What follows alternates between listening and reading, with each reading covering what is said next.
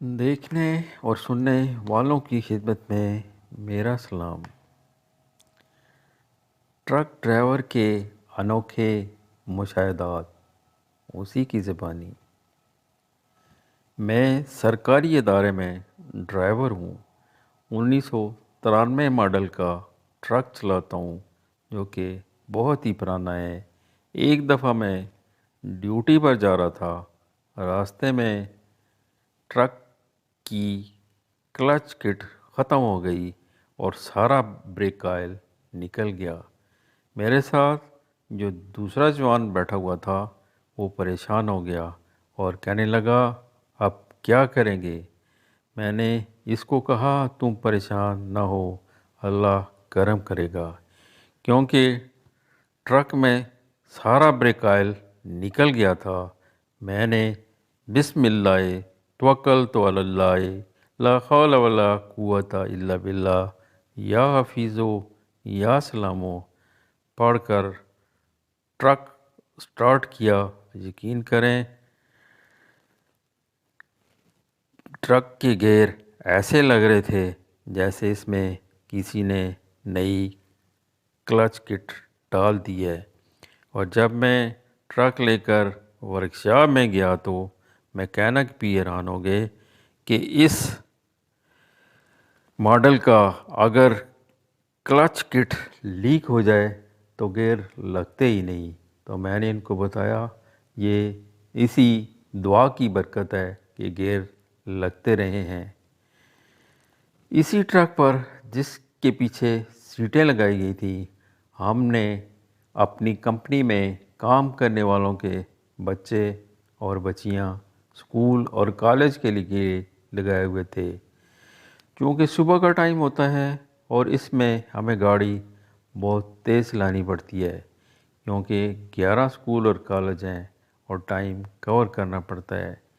ایک دن بارش لگی ہوئی تھی، تھوڑا سا لیٹ بھی ہو رہے تھے اور میں ٹرک بہت تیز چلا رہا تھا، ٹائم بھی کور ہو جائے اور بچے لیٹ نہ ہو جائیں۔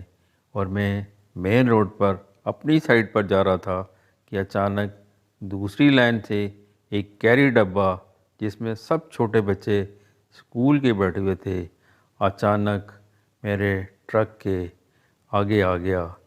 میرے جسم کے ایک ایک بال سے پسینہ نکل گیا۔ میرے ساتھ جو دوسرا جوان بیٹھا ہوا تھا وہ بھی ڈرائیور تھا، اس نے اپنی آنکھیں بند کر لیں اور سیٹ کے اوپر اپنے پاؤں رکھ لیے کہ ابھی گاڑی کی ٹکر ہو جائے گی۔ لیکن اس دعا کی برکت کہ گاڑی بالکل 1 انچ پیچھے رک گئی اور وہ ڈرائیور بھی حیران ہوا کہ گاڑی بچ کیسے گئی۔ یقین کریں میرا ٹرک اس کیری ڈبے کو لگ جاتا تو اس کا کچھ بچنا نہیں تھا۔ اسی دعا کی برکت سے میں ایک جگہ پر 3.25 سال ہو گئے ہیں ڈیوٹی کر رہا ہوں اور اللہ کے فضل سے میری گاڑی کبھی روڈ پر خراب نہیں ہوئی، نہ ہی کوئی حادثہ ہوا اور الحمدللہ نہ کبھی ہوگا۔ یہاں میں کچھ اپنا تجربہ بھی بیان کرنا چاہوں گا۔ میں آفس جاتے ہوئے صبح گاڑی میں FM ریڈیو لگا لیا کرتا تھا۔ صبح کے پروگرام کی میزبان بڑی اچھی اچھی باتیں سنایا کرتی تھی۔ اسی دعا کا ذکر کرتے ہوئے وہ بتانے لگی ہم بچپن میں اپنے والد صاحب کے ساتھ اسکول جایا کرتے تھے، سب بہن بھائی، اور ہمارے والد صاحب کی یہ عادت تھی کہ گاڑی میں بیٹھنے کے ساتھ ہی یہ سفر کی دعا با بلند آواز پڑھا کرتے تھے اور ہم سب بچے بھی روزانہ سنا کرتے تھے۔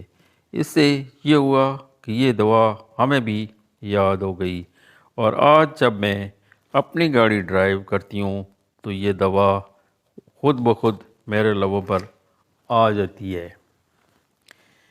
اور اللہ کی مہربانی سے میں باخریت اپنے اسٹوڈیو پہنچ جاتی ہوں۔ اس کے بعد میں اپنی بھی عادت یہی اپنا لی ہے کہ گاڑی میں بیٹھنے کے ساتھ ہی میں یہ دعا پڑھ لیا کرتا ہوں۔ اگر کبھی یہ دعا پڑھنا بھول جاؤں تو روڈ پر کچھ نہ کچھ پریشانی آنے لگتی ہے، تو میں سمجھ جاتا ہوں کہ میں نے دعا نہیں پڑھی، تو فوراً پڑھ لیتا ہوں۔